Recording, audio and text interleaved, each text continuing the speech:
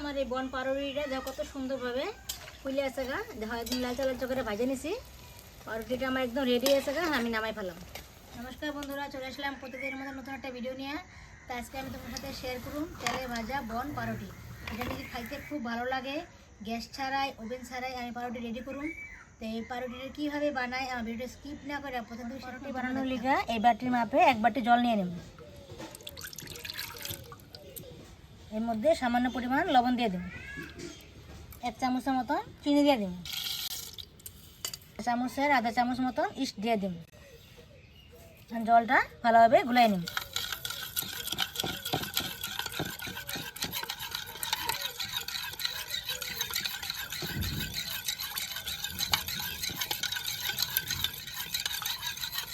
এর মধ্যে এই বাটি মাপ করে এক বাটি আটা দিয়ে নিই। অল্প অল্প করে আটা দিয়ে একটা ভালোভাবে ডো বানাই নিই।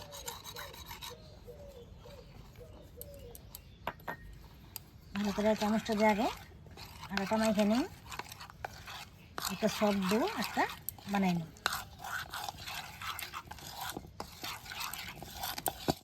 বন্ধুরা, আটাটা যত ভালোভাবে ছানবা অনেক সময় করে ততই ভালোভাবে নরম তুলতুলা একদম ফুলা ফুলে উঠবো বনরুটিগুলা, আর খুব ভালো লাগে খাইতে।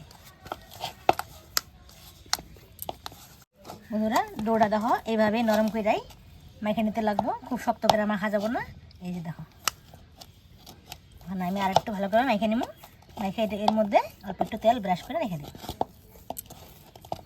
ডোটা আমার ভালোভাবে মাখা হয়েছে গা, এর মধ্যে অল্প একটু তেল ভালোভাবে মাইখা আমি কমসে কম 2 ঘন্টার মতন রেখে দিই, যাতে হাওয়া বাতাস না ঢুকে সেরকম করে চাপ দিয়ে ঢেকে রেখে দেব।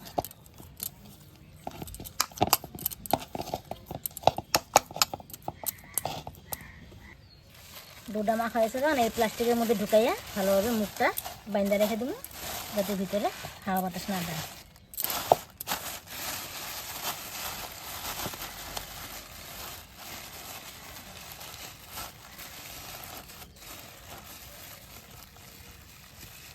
ভালোভাবে প্লাস্টিক দিয়ে বাইন্দা নিছি, আর এর মধ্যে ঢাকনা দিয়ে ভালো করে ঢেকে রেখে দেবো, যাতে এর ভিতরে হাওয়া বাতাস না ঢুকে। 2 ঘন্টা মতন হয়েছে গা, এখন আমি ঢাকনাটা গোছাই নিব, আর এই ঠুঙ্গাটা খুলে নিব। খুইলা ভালোভাবে আর অল্প ডলে নিব।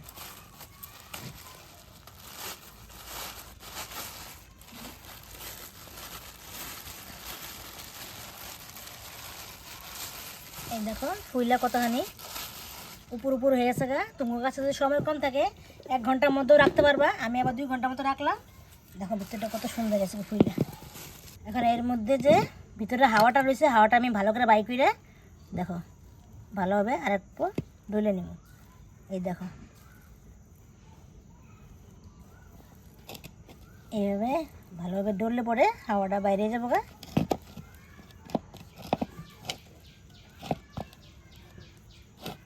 আর অল্প ডললে পরে পাউরুটিটা একদম নরম তুলতুলা হয়ে যাবে। হাতের মধ্যে অল্প তেল মেখে নিয়েছি, এখন অল্প অল্প লেচি কাইটা আমি একটা বনের ডোটা বানিয়ে নিব।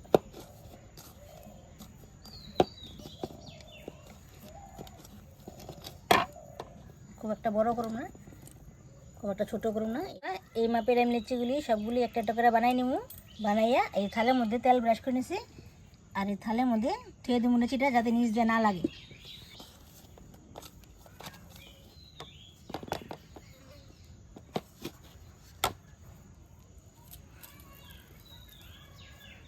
বন্ধুরা, তোমরা তো দোকান থেকে বনরুটি কিনা খাও, খায়া মনও ভরে না পেটও ভরে না। তোমরা যদি বাড়িতে এইভাবে বানায় খাও, খায়া খুব ভালো লাগে। খুব একটা তো উপকরণ লাগে না, সামনে যায় খাইতে আর খুব ভালো লাগে। একটা সাইডা 2টা বানায় খাওয়া যাবো, সবাই মিললে তোমরা ঘরে মানুষ খাইতে পারবা। এই বনরুটিটা সকালে টিফিনের সাথেও স্কুলে দিতে পারো বাচ্চাদেরকে, কিংবা সন্ধ্যার সময় যে চা খাও তাও খাইতে পারবা। খায়া খুব ভালো লাগে।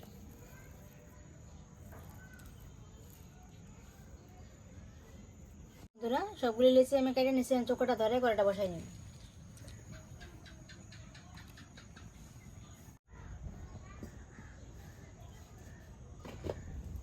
কড়াইটা গরম হয়েছে গা, এর মধ্যে তেল দিয়ে দিব।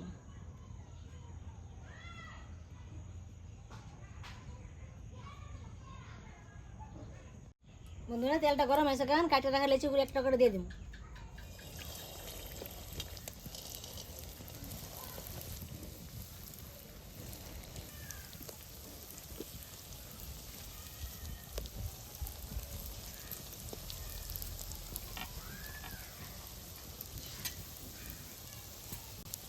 বেশ সুন্দর করে, খুব একটা জাল দিব না, হালকা আছে, ধিমি ধিমি করে পাউরুটিগুলি বেশ সুন্দর করে ভাজে নিব।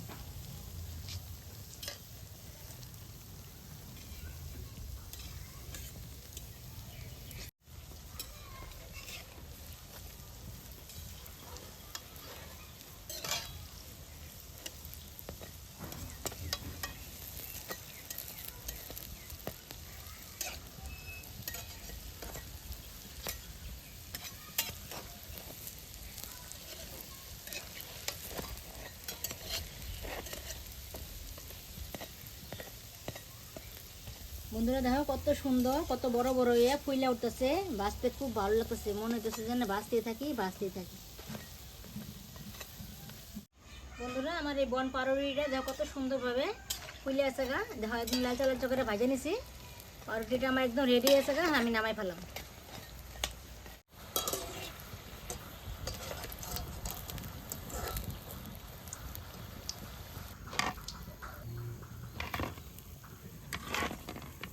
বন্ধুরা দেখো কত সুন্দর হয়েছে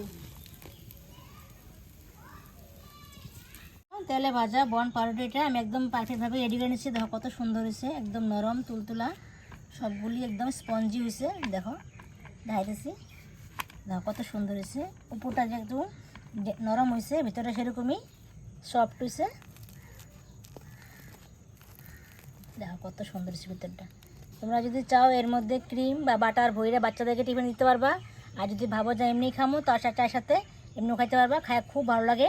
বন্ধুরা আমার এই তেলে ভাজা বন পাউরুটিটা কেমন লাগলো, যদি ভালো লাগে থাকে কমেন্ট করে অবশ্যই আমার জানাইও। বন্ধুরা আমার তেলে ভাজা বন পাউরুটির রেসিপিটা কেমন লাগলো, যদি ভালো লাগে থাকে লাইক কমেন্ট শেয়ার করবা, আমার চ্যানেল সাবস্ক্রাইব করবা। দেখা হচ্ছে পরবর্তী ভিডিওতে। ধন্যবাদ।